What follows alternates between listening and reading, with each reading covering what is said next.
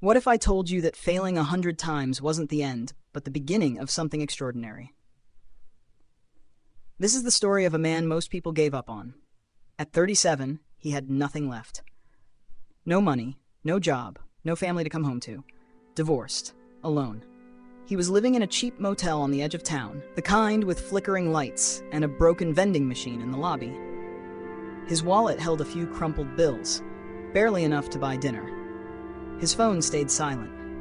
The people he once called friends had moved on. The ones who used to believe in him, they stopped returning his calls. You see, this man had spent the last 10 years chasing one dream after another. He tried to start businesses. He wrote novels, he pitched ideas. He applied for jobs far below his skill level just to survive.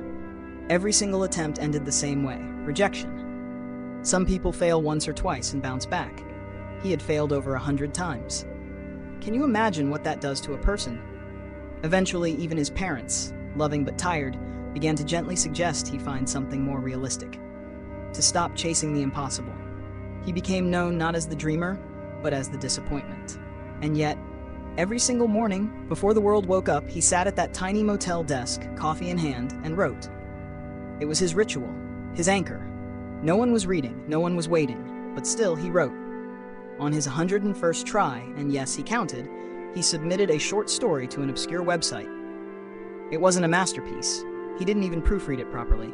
He just hit submit and walked away. He told himself it's just one more failure. What's one more? But this time, something different happened. A week later, he woke up to dozens of messages. His story had gone viral. People from all over the world were sharing it. It resonated with them in a way he never imagined.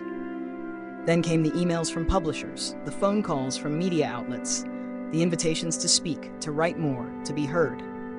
That single story turned into a book deal. The book became a bestseller. The bestseller became a film. And that film started a movement. The man who had once been forgotten, dismissed, and rejected over 100 times. He had finally changed the world. And here's the truth most people miss.